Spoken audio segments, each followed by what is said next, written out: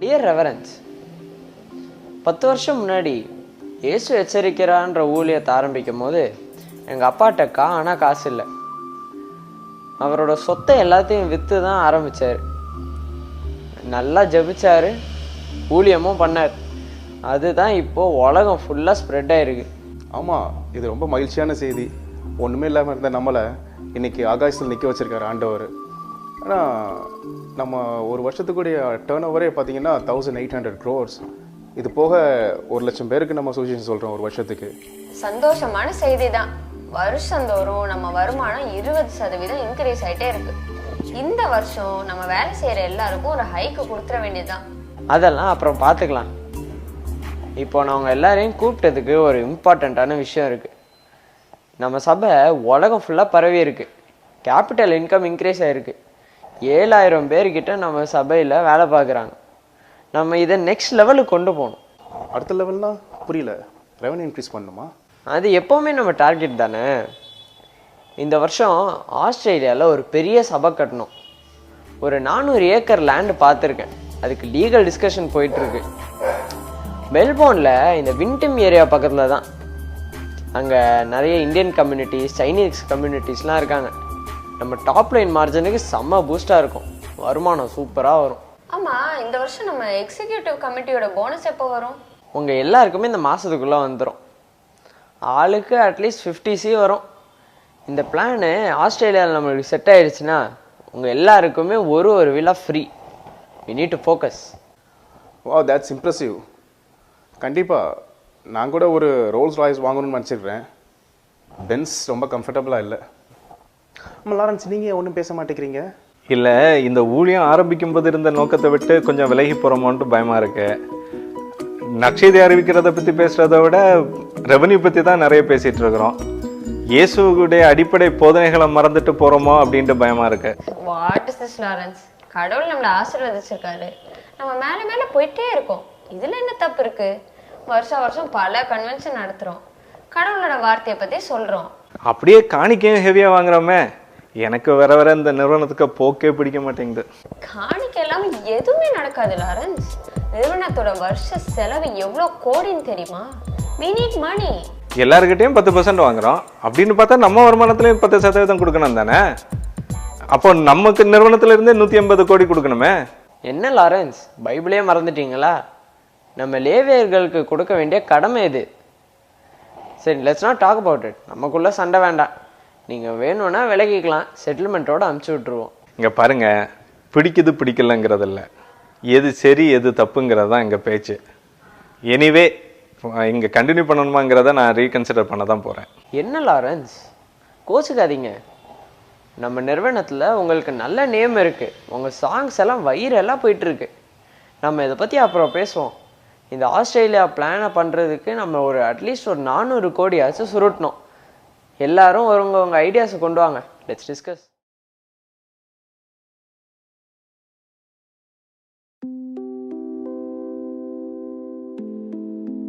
சொல்லுங்கம்மா. ஐயா, சர்ச்சுக்குள்ளே போகலாமா? ஏதோ பூஜை நடக்குது போல. போகலாமா, உள்ளே போய் ஜெபம் பண்ணுங்க. ஆனால் உங்களை பார்த்ததே இல்லையே, நீங்கள் யார்? என் பையனுக்கு ஒரு பெரிய நோய்ங்கய்யா. இங்கே வந்து ஜெபம் பண்ணால் சரியாயிடும்னு சொன்னாங்க, அதுதான் வந்தேன். அப்படியா? பையன் எங்க? பையனால் நடக்க முடியல, அதனால் அவனை கூப்பிட்டு வரல. அவன் வீட்டில் இருக்கான். ஓகேம்மா, நீங்கள் கரெக்டான இடத்துக்கு தான் வந்திருக்கீங்க. நாங்களும் ப்ரே பண்ணுறோம், நீங்களும் ப்ரே பண்ணிக்கோங்க. ஆமாம், உங்கள் பையனுக்கு என்னாச்சு? பையனுக்கு ஏதோ பெரிய நோயின்னு சொன்னாங்க, அது மட்டும்தான் தெரியும். வீட்டையும் நிலத்தையும் விற்று 5 லட்சம் ரெடி பண்ணி வச்சுருக்கேன். ஆப்ரேஷனுக்கு 5 லட்சம் ஆகும்னு சொன்னாங்க. ஆப்ரேஷன் பண்ணலன்னா பொழைக்கவே மாட்டான்னு சொல்லிட்டாங்க. நீங்கள் பயப்படாதீங்கம்மா, கடவுள் எல்லாத்தையும் பார்த்துப்பாரு. நான் ஏற்கனவே உங்கள்கிட்ட பேசிட்டேன். நம்ம சீரியஸாக ஸ்ட்ராட்டஜிக்கெல்லாம் இனிமேல் போகணும். நான் லாரன்ஸை இந்த மீட்டிங்க்கு கூப்பிடல. இப்போ நம்ம சொல்கிற ஐடியாலாம் கேட்க மாட்டாரு. அப்பா காலத்திலே இருக்காருன்ட்டு சும்மா வச்சுருக்கேன். தட்ஸ் ஓகே, நான் பேசுவோம். நானும் சில விஷயம் யோசித்து வச்சுருக்கிறேன். நீங்கள் சொல்லுங்கள். Very good, very good. 400 கோடி டார்கெட்டுன்றது சின்ன விஷயம் இல்லை. நம்ம எப்படியாவது எல்லா மக்கள்கிட்ட இருந்துமே நல்ல காணிக்கையை வாங்கணும். இல்லைனா நம்மள்கிட்டருந்தே செலவழிக்க வேண்டியதாயிரும். அப்புறம் அது நமக்கு ஒரு லாஸ் மாதிரி தானே. சரி, okay, give me ideas. Social மீடியாவை இந்த வருஷம் அதிகமாக டார்கெட் பண்ணுவோம். அதுலேயே ஜிபே ஆப்ஷன் கொடுத்து பே பண்ண சொல்லுவோம். இந்த யூத்துக்கு நடுவில் ஃபேமஸாக இருக்க இன்ஸ்டா, வாட்ஸ்அப்பு, ஃபேஸ்புக் இப்படின்னு எல்லாத்தையும் கேபிட்டலைஸ் பண்ணுவோம். I agree. டிஜிட்டல் மார்க்கெட்டிங் தான் இப்போ செம்ம ஹாட்டு. Let's use it. ஆமாம், போன வருஷம் கொண்டு வந்த ஹெவன் கீ திட்டம் ரொம்ப சக்ஸஸ்ஃபுல்லாக இருந்துச்சு. அதே போல் இந்த வருஷம் பரலோக பாஸ்போர்ட் திட்டம் அப்படின்னு சொல்லிட்டு ஒன்று கொண்டு வருவோம். ஒருத்தர் 10 lakhs பே பண்ணுற மாதிரி நம்ம ஒரு 1000 பேரை ஃபைண்ட் அவுட் பண்ணுவோம். ஈஸியாக 100 கோடி அச்சீவ் பண்ணிடலாம். that's a good idea. நம்ம டெவலப் பண்ணலாம். நம்ம என்ஆர்ஐ மக்களை டார்கெட் பண்ணுவோம். இந்த 10% டைத்தை கொஞ்சம் எக்ஸ்டெண்ட் பண்ணும். உள்ளது எல்லாம் கொடுத்தா கடவுள் ஆசீர்வதிப்பாருன்னு அந்த ஏழை விதவையோட கதையை வச்சு மக்களை கவருவோம். நிறைய கன்வென்ஷன் கண்டக்ட் பண்ணுவோம். நம்ம டான்ஸ் மாஸ்டர் பால் புஷ்பராஜை கூட்டு வந்து ஒரு மியூசிக் ஈவெண்ட் நடத்துவோம். அதில் என்ட்ரி ஃபீஸ் நம்ம ஒன்று ஃபிக்ஸ் பண்ணுவோம். ஃபிக்ஸ் பண்ணிட்டு வர்ற பணத்தை கடவுளுக்குன்னு சொல்லிட்டு நம்ம சொல்லுவோம். அதில் வர்ற அமௌண்ட் நம்மளுக்கு லாபம் தானே. நானும் யோசித்தேன். நம்ம இந்த ப்ரோக்ராமை ஃபாரினில் வைப்போம். என்ட்ரி ஃபீ $100 அடித்து தூக்கலாம். ப்ரேயர் பென்னு ஒரு திட்டத்தை கொண்டு வருவோம். அந்த பெண்ணு ப்ரேயர் பண்ணி ஆசீர்வதிக்கப்பட்ட பெண்ணுன்னு சொல்லுவோம். அந்த பெண்ணால் எழுதினா எல்லாமே சக்ஸஸ்ன்னு சொல்லலாம். ஒரு பெண் 10,000 ரூபாய்க்கு விற்போம். ஸ்டூடெண்ட்ஸை மெயினாக டார்கெட் பண்ணுவோம். Wow, innovative idea. அப்போது அந்த மாதிரி prayer kerchief, prayer rice, prayer கோமுன்னு கூட நிறையா பிளான் நம்ம கொண்டு வரலாமே.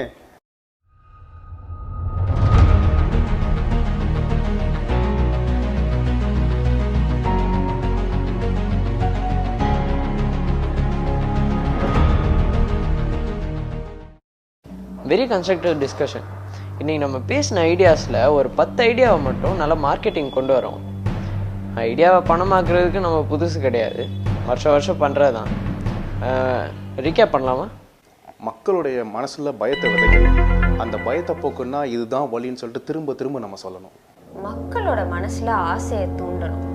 இருக்கிறது எல்லாத்தையும் கொடுத்தா கடவுள் நிறைய கொடுப்பாருன்னு சொல்லணும். ஹெவனில் அவங்களுக்கு ஸ்பெஷல் பிளேஸ் வச்சுருக்காருன்னு சொல்லணும். நான் கனவு கண்டேன், நான் சொப்பனம் கண்டேன், தரிசனம் கண்டேன்ட்டு இந்த மாதிரி டிஃப்ரெண்ட்டாக நிறைய நரேட்டிவ்ஸ் நம்ம செட் பண்ணணும். ஒவ்வொரு ஏரியாலையும் ஆள் செட் பண்ணி கலெக்ஷன் பண்ணணும். அதில் அவங்களுக்கு ஒரு நல்ல கமிஷன் கொடுக்கணும். இந்த மனம் திரும்புதல், நியாய தீர்ப்பு, ஏழைக்கு உதவுதல் இந்த மாதிரிலாம் பேசாமல் கிருபை, ஆசீர்வாதம் இந்த மாதிரி பேசி அப்படியே அவங்கள ஜனங்களை ஓட்டிக்கிட்டே இருக்கு. Very good. எல்லாமே நம்ம வழக்கம் போல் டெம்ப்ளேட் படி நடக்கட்டும். Let's focus. ஐயா, ப்ரேயர் பண்ண வந்தேன். கொஞ்ச நாளைக்கு முன்னாடி இந்த சர்ச்சுக்கு வந்தேன். உங்களை பார்த்து ப்ரேயர் பண்ணிட்டு போக சொன்னாங்க. ஓ ஆமாம், நீங்கள் தான் அந்த புது மெம்பரா? மெம்பர்லாம் இல்லைங்கய்யா, ஏசப்பாட்ட ஜோம் பண்ணால் சரியாகும்னு சொன்னாங்க, அதுதான் வந்தேன்.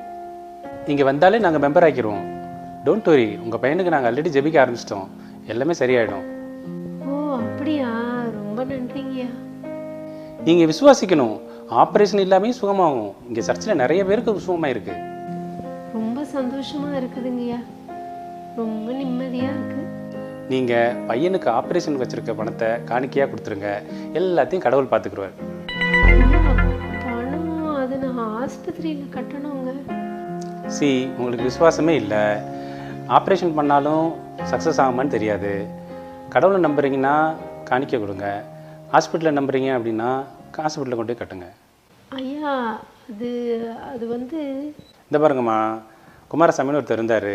பிரெயினில் கட்டி 25 லட்ச ரூபா ஹாஸ்பிட்டலில் கட்டினார். 4 வாரத்தில் இறந்து போயிட்டார். இன்னொருத்தர் கட்டின்னு வந்தார், காணிக்கைக்கு போட்டார், எல்லாம் சரியாயிடுச்சு. எல்லாம் விசுவாசம் தாம்மா காரணம். சரிங்கய்யா, நான் பணத்தை உங்ககிட்டயே கொடுக்குறேன். எப்படியாவது என் பையன் பொழைச்சா போதும்.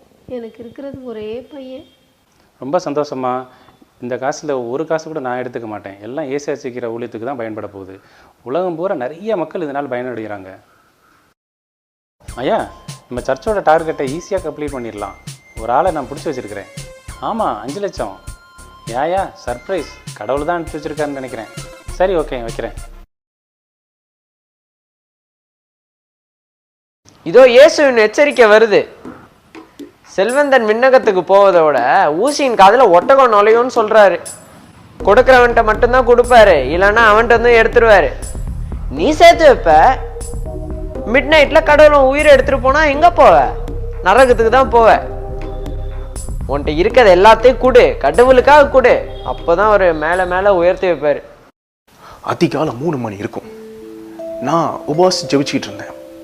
திடீர்னு என்னுடைய வீட்டு கதவு தட்டப்படுது. திறந்து பார்த்தா பயங்கரமான ஒளி. தேவதூதன் நிற்கிறாரு. அப்படி எனக்கு புல்லரிச்சு போயிடுச்சு.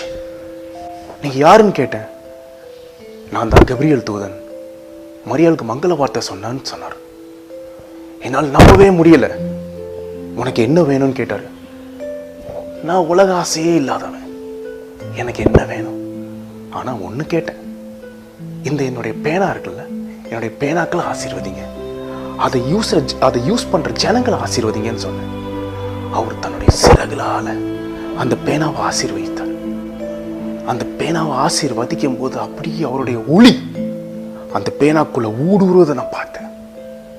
அவ்வளவுதான். அவர் அப்படியே மறைந்து போனார்.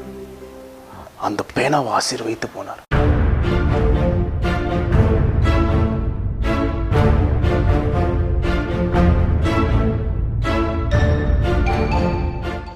கடவுள் அழுதுட்டு இருக்காருப்பா, அழுதுட்டு இருக்காரு.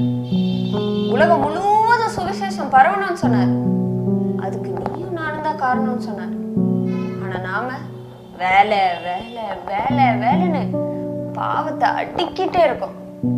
இப்படியே போனா நரகம் நிச்சயம். அந்த நெருப்புல வெந்து சாக வேண்டியதுதான். ஆனா நீயும் நானும் சொர்க்கத்துக்கு போறதுக்கு ஒரு வழி இருக்கு. அதுதான் ஹெவன் பாஸ்போர்ட் திட்டம்.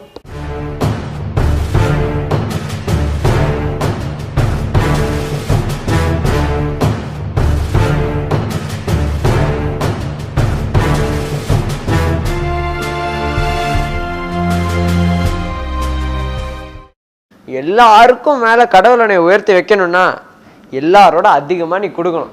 யாரும் 2 தலைவனுக்கு ஊழியம் பண்ணவே முடியாது. பணத்தை காணிக்கையா கொடுங்க, கடவுளுக்கு கொடுங்க, அதுதான் உச்சிதம். ஐயா பாஸ்டரை பார்க்கணும் ஐயா. இன்னைக்கு இங்க இயேசு எச்சரிக்கிறார் ஊழியத்தோடைய ஹை ப்ரொஃபைல் மீட்டிங் ஒன்று நடக்குது. பாஸ்டர் பின்னாடி அவரோட ரூம்ல இருப்பாரு. ஐயா எல்லாமே நினைச்சதோட நல்லா போயிட்டு இருக்கு. உங்க கனவு வேற செம்ம வைரலா போகுது. பேனாக்கு நிறைய ஆர்டர் வேற வந்துட்டு இருக்கு. எஸ், யூடியூப் ஃபுல்லா நம்ம பேச்சு தான் வைரலா போயிட்டு இருக்கு. ரொம்ப சூப்பர். நம்ம டிஜிட்டல் டீமை இறக்கி நிறைய ஷார்ட் வீடியோஸ் வந்து பண்ணுவோம். கிறிஸ்டியன் செலிபிரிட்டிஸ் எல்லாம் இன்வைட் பண்ணி இந்த மாதிரி நிறைய வீடியோஸ் பண்ணுவோம். எஸ்பெஷலி இந்த பென்னை யூஸ் பண்ணி அவங்க வந்துட்டு ஏதாவது நம்ம ரோல் பண்ண வைப்போம். இந்த பென் யூஸ் பண்ணுறதே அவங்களுக்கு ஒரு பெரிய ப்ரைட் அப்படிங்கிறத மக்களுக்கு தெரிய வைப்போம். நம்ம மொமெண்டத்தை விடக்கூடாது, அப்படியே போயிட்டே இருக்கணும். இவன் இங்க வரான். இவனை தான் நம்ம கூப்பிடவே இல்லையே. ஓ ஆமாம், லாரன்ஸ் வராரா? என்ன பண்ணுறது? வரட்டும், பேசலாம். சே, அவன் வரதை தடுக்கவும் முடியாது. சரி, அவன் வரட்டும். Let's keep it lowkey. Praise the Lord brothers. என்ன ஏதோ மீட்டிங் நடக்குது போல, சொல்லவே இல்லை. அது சும்மா பிளானிங் மீட்டிங் தான். சரி, உங்களுக்கு தேவையில்லாமல் கூப்பிட்டு டிஸ்டர்ப் பண்ண வேண்டான்னு தான். உலகத்தையே டிஸ்டர்ப் பண்ணுறீங்க. என்ன டிஸ்டர்ப் பண்ணால் என்ன பிரச்சனை? புரியல. உங்கள் ப்ரீச்சிங்கெல்லாம் கேட்டு எத்தனை பேர் ஏமாற போகிறாங்களோ. இதெல்லாம் எவன் கொடுத்த ஐடியா? பரலோக பாஸ்போர்ட்டு, பரிசுத்த பேனா, வாட் இஸ் திஸ்? விட்டா பாரடைஸ் பருப்பு, ஹெவன் ஹனின்ட்டு ஒரு பெரிய டிபார்ட்மெண்டல் ஸ்டோரே ஆரம்பிச்சிருவீங்க போல. அட, பாரடைஸ் பருப்பா? நல்லா இருக்கே. தப்பா எடுத்துக்காதீங்க. நம்ம பாம்புகள் மாதிரி விவேகம் உள்ளவர்களாகவும் இருக்கணும் இல்லையா? நம்ம நிறுவனத்துக்கு பணம் தேவைப்படுது, அதான்.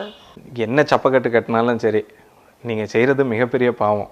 இதெல்லாம் பார்த்துட்டு கடவுள் சும்மா இருப்பார்னு நினைக்கிறீங்களா? என்ன நடக்க போகுதுன்ட்டு நினச்சாவே பயமாக இருக்குது. நான் கிளம்புறேன். வாங்கம்மா வாங்க, உங்கள் பையன் கண்டிப்பாக சரியாயிடுவான். இன்னைக்கு காலையில் கூட கடவுள் என்கிட்ட பேசினாரு. உங்களுக்காக உலகம் பூரா நிறைய பேர் ஜெபிச்சுட்டு இருக்காங்க. உங்கள் பையனுக்காக ஃபாஸ்டிங் இருந்து 24 மணி நேரம் ஜெபிச்சிருக்கேன். நீங்களே பாருங்க, அவன் சீக்கிரமாக சரியாயிடுவான். ஏன் நீங்கள் அமைதியாக இருக்கீங்க? பையன் 4 நாளைக்கு முன்னாடி இறந்துட்டான் மாஸ்டர்.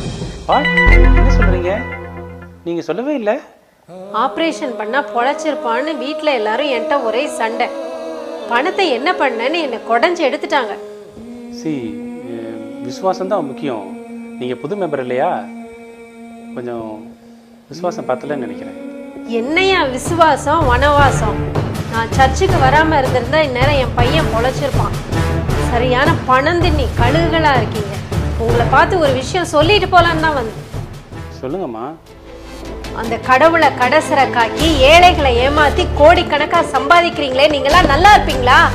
நீங்கெல்லாம் கண்டிப்பா நரகத்துக்கு தான் போவீங்க. எங்க நம்பிக்கையை காசாக்கி, எங்க பயத்தை காசாக்கி, எங்களுடைய ஏக்கத்தை காசாக்கி, கடைசியில் அந்த கடவுளையே செல்லா காசாக்கிட்டீங்களே. என்னம்மா என்னாச்சு? ஏம்மா என்னம்மா இங்க வந்து சாபம் விட்டுட்டு இருக்க? கடவுளுடைய ஆலயம் எவ்வளவு புனிதமானது தெரியாதா உனக்கு?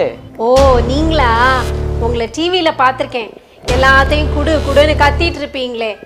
உங்களை எல்லாம் கடவுள் சும்மா விட மாட்டாரு. அவர் எல்லாத்தையும் பார்த்துட்டு தான் இருக்காரு. என் மனசோட வேதனை அவருக்கு தெரியும். நீங்க எல்லாம் நல்லாவே இருக்க மாட்டீங்க. சில நேரத்துல அவர் அனனியா சப்ராக்கு தண்டனை கொடுத்த மாதிரி உடனே தண்டனை கொடுப்பாரு. என்னம்மா இன்னும் சாபம் விட்டுக்கிட்டே இருக்க? உன்னெல்லாம் இந்த சர்ச்சு காம்பவுண்டுள்ளே விட்டுறக்கூடாது.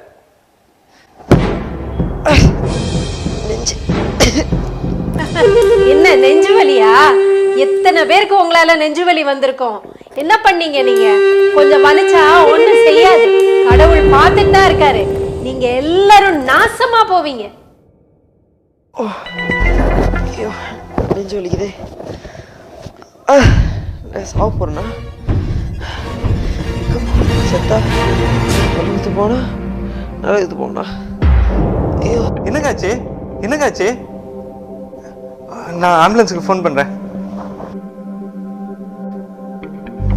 Hello, ambulance சர்வீஸா?